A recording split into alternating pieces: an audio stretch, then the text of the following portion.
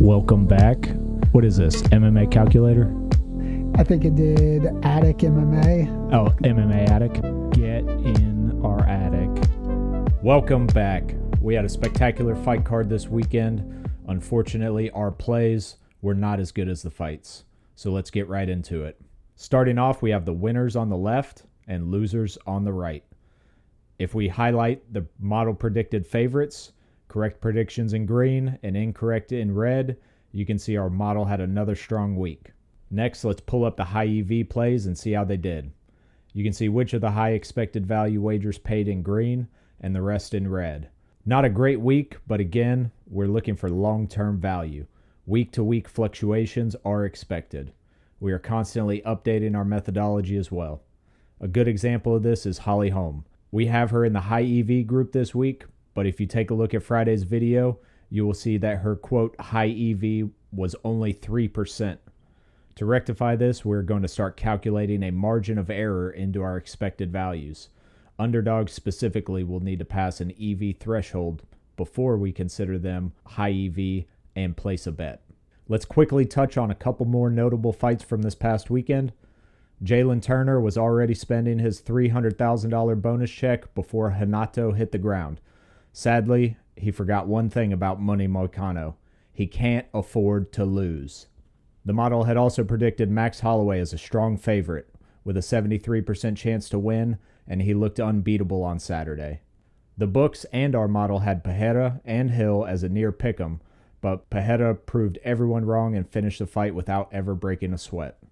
Taking a look at this week's results, the model correctly picked 9 out of 13 fights. We made 12 wagers for a total of 12.49 units, returning 9.8 units for a total this week of minus 2.69 units. Finally, we take a look at the all-time numbers so you can see how we're doing over the long term. The model is back over a 60% success rate when picking the winner of each fight. Not too bad. We've made 33 total wagers based on expected value and cashed 15 of those tickets. We've risked 34.95 units and been paid out 39.04 units for a total profit of 4.09 units. Let's take a quick look at our EV stats. Both of the book favorites with positive EVs paid this week, while only 2 out of 10 underdogs cashed. Our average EV this week was 0.652, thanks in large part to Cody Brundage and the crazy book odds surrounding that fight.